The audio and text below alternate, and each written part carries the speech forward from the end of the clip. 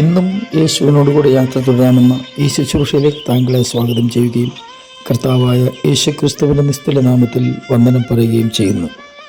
ജീവിതത്തിലെ ഏറ്റവും ശ്രേഷ്ഠമായ അനുഭവം ഏതാണെന്ന് അപ്പോസ്തലനായ പൗലോസിനോട് ചോദിച്ചാൽ തനിക്ക് പറയാനുള്ളത് ക്രിസ്തുവിനോട് കൂടെയുള്ള സമയങ്ങൾ എന്ന് മാത്രമാണ്. ക്രിസ്തു സാന്നിധ്യത്തിന് താൻ അത്രമാത്രം വില കൽപ്പിച്ചിരുന്നു. നമ്മുടെയൊക്കെ ചിന്തകൾ എങ്ങനെയാണെന്നൊന്ന് പരിശോധിക്കുന്നത് നല്ലതാണ്. അതിനാധാരമായി അപ്പോസ്തലനായ വിശുദ്ധ പൗലോസ് ഫിലിപ്പിയർക്ക് എഴുതിയ ലേഖനം 1-ാം അധ്യായം 21-ാം വാക്യം വായിക്കട്ടെ. എനിക്ക് ജീവിക്കുന്നത് ക്രിസ്തുവും മരിക്കുന്നത് ലാഭവും ആകുന്നു.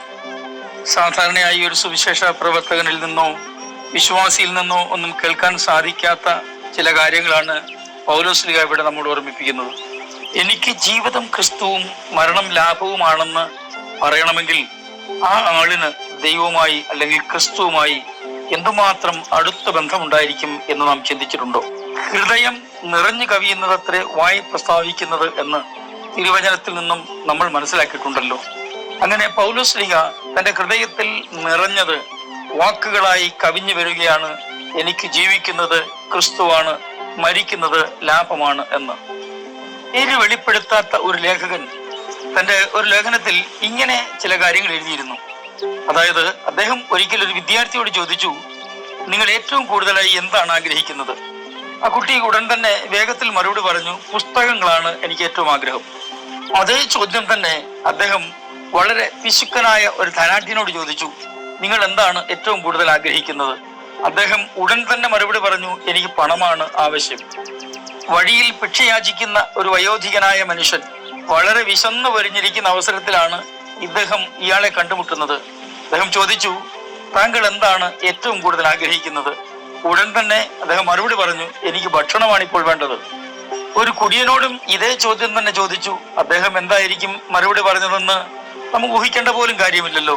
അയാൾ പെട്ടെന്ന് മറുപടി പറഞ്ഞു, എനിക്ക് ആവശ്യമുള്ളത് മദ്യമാണ്. താൻ കണ്ടുമുട്ടിയ ജനസമൂഹങ്ങളിൽ പലരോടും അദ്ദേഹം ചോദിച്ചു, നിങ്ങൾക്ക് എല്ലാറ്റിലും കൂടുതലായിട്ട് എന്തിനെയാണ് ആഗ്രഹിക്കുന്നത്, അല്ലെങ്കിൽ എന്താണ് ആഗ്രഹിക്കുന്നത്? അവരിൽ ചിലർ എന്തെങ്കിലും പ്രശസ്തിയോ പദവിയോ സ്ഥാനമാനങ്ങളോ ഉദ്യോഗമോ ധനമോ ഈ ലോകത്തിന്റെ പല കാര്യങ്ങളും അവരോരോരുത്തരും പറഞ്ഞു എന്നാണ് ആ വരികളിൽ ഞാൻ വായിച്ചെടുത്തത്.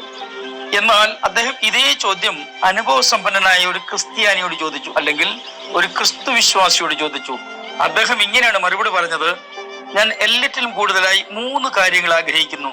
അദ്ദേഹം തുടർന്നു, ഒന്നാമത് എനിക്ക് ക്രിസ്തുവിലാകണം, രണ്ടാമത് ക്രിസ്തുവിനെ പോലെയാകണം, മൂന്നാമത് ക്രിസ്തുവിനോട് കൂടെയാകണം. അദ്ദേഹത്തിന്റെ ഹൃദയത്തിലെ മുഴുവൻ ആഗ്രഹങ്ങളും ക്രിസ്തു കേന്ദ്രീകൃതമായിരുന്നു. ക്രിസ്തുവിൽ അല്ലാതെ ഒന്നും തനിക്ക് ആവശ്യമില്ല എന്ന് തെളിയിക്കുന്ന വാക്കുകളാണ് താൻ പറഞ്ഞത്. ഒരു ക്രിസ്തീയ ദിനപത്രത്തിൽ അദോനിറാം ജഡ്സൺ എന്ന ഒരു മിഷണറിയെ അപ്പോസ്തലനായി ചിത്രീകരിച്ച് ഒരു ലേഖനം പുറത്തു വന്നു. അദ്ദേഹത്തിന്റെ ഭാര്യയുടെ ശ്രദ്ധയിൽപ്പെട്ടു ഈ ലേഖനം. അവർ അത് തന്റെ ഭർത്താവായ ഈ മിഷണറിയോട് പറഞ്ഞപ്പോ അദ്ദേഹം പറഞ്ഞ മറുപടി എന്താണെന്നോ, എനിക്ക് പൗലോസിനെ പോലെയോ മറ്റേതെങ്കിലും മനുഷ്യനെ പോലെയോ ആകണ്ട, എനിക്ക് ക്രിസ്തുവിനെ പോലെ ആയാൽ മതി. യേശുവിനെ മാത്രം പിൻപറ്റുവാനും അവന്റെ ഉപദേശങ്ങളെ അനുസരിപ്പാനും ആ കാൽപ്പാടുകളിൽ പാദം വെച്ച് നടക്കുവാനും കൂടുതൽ ക്രിസ്തുവിനോട് അനുരൂപനായി വളർന്നു വരുവാനും മാത്രമേ ഞാൻ ആഗ്രഹിക്കുന്നുള്ളൂ.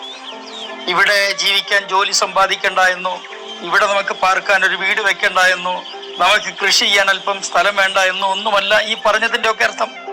നമ്മളെ പലരെയും ഭരിക്കുന്നത് ആഗ്രഹങ്ങളല്ലല്ലോ, അത്യാഗ്രഹങ്ങളാണല്ലോ. കർത്താവായ യേശു ക്രിസ്തു നമുക്ക് വേണ്ടി ചെയ്തിട്ടുള്ള എല്ലാറ്റിന്റെയും വെളിച്ചത്തിൽ അവനെ രക്ഷകനായി അറിയുന്ന ഏവരുടെയും സാക്ഷ്യം ഇത് തന്നെ ആയിരിക്കണമെന്നാണ് ദൈവം ആഗ്രഹിക്കുന്നത്.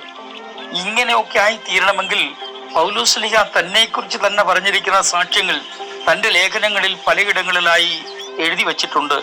ഗലാത്യ ലേഖനത്തിൽ താൻ പറഞ്ഞിരിക്കുന്നത് 2-ാം അധ്യായം 20-ാം വാക്യത്തിൽ ഇങ്ങനെയാണ്, ഞാൻ ക്രിസ്തുവിനോടുകൂടെ ക്രൂശിക്കപ്പെട്ടിരിക്കുന്നു, ഇനി ജീവിക്കുന്നത് ഞാനല്ല, ക്രിസ്തു അത്രേ എന്നിൽ ജീവിക്കുന്നത്. 3-ാമതായി താൻ പറയുന്നത് എനിക്ക് ക്രിസ്തുവിനോട് കൂടെയാകണം എന്ന്.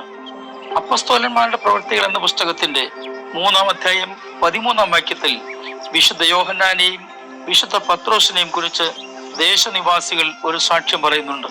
അത് ഇങ്ങനെയാണ്, അവർ പത്രോസിന്റെയും യോഹന്നാന്റെയും ധൈര്യം കാണുകയാലും ഇവർ പഠിപ്പില്ലാത്തവരും സാമാന്യരമായ മനുഷ്യർ എന്ന് ഗ്രഹിക്കാലും ആശ്ചര്യപ്പെട്ടു. അവർ യേശുവിനോട് കൂടെ ആയിരുന്നവർ എന്നും അറിഞ്ഞു. അവരിലൂടെ ദൈവം പ്രവർത്തിച്ച വലിയൊരു അത്ഭുത പ്രവൃത്തി ഈ 3-ാം അധ്യായത്തിന്റെ 1-ാം വാക്യം മുതൽ പഠിക്കുമ്പോൾ നമുക്ക് മനസ്സിലാക്കാൻ കഴിയും.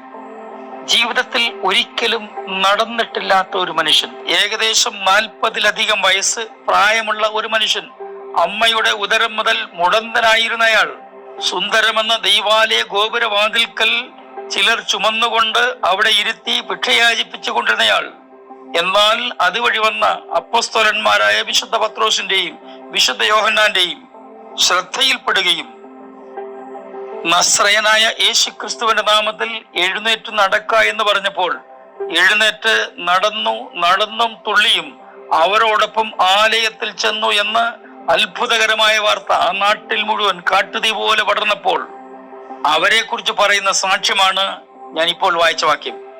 നമുക്ക് ക്രിസ്തുവിനോട് കൂടെ നടക്കാൻ ആഗ്രഹിക്കാം, പ്രാർത്ഥിക്കാം, അതിനുവേണ്ടി പരിശ്രമിക്കാം. ദൈവം എല്ലാവരും. സ്വർഗീയ പിതാവേ, ഞങ്ങൾ അങ്ങേ സ്തുതിക്കുന്നു. ഞങ്ങളുടെ ജീവിതത്തിന്റെ അവസാന നിമിഷം വരെയും അങ്ങയുടെ സാന്നിധ്യം അനുഭവിപ്പാനുള്ള ദൈവകൃപ ഞങ്ങളുടെ മേൽ പകർന്ന് ഞങ്ങളെ സഹായിക്കണമേ. യേശു ക്രിസ്തുവിന്റെ അൻപുള്ള നാമത്തിൽ തന്നെ ആമേൻ.